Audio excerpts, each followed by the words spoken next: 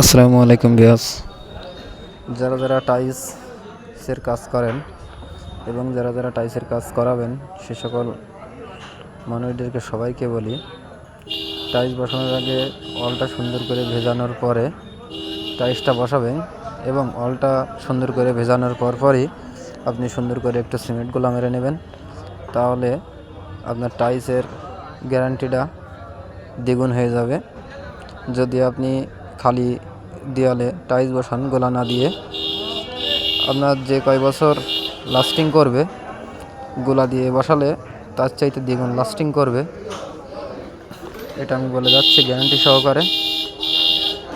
তাই আমি সকল মানুষদেরকে, সকল মিস্ত্রি ভাইদেরকেও আহ্বান করে বলছি, অবশ্যই আপনারা গোলা দিয়ে নেবেন, অলটা সুন্দর করে ভেজায়ে গোলা দিয়ে কাজটা করবেন।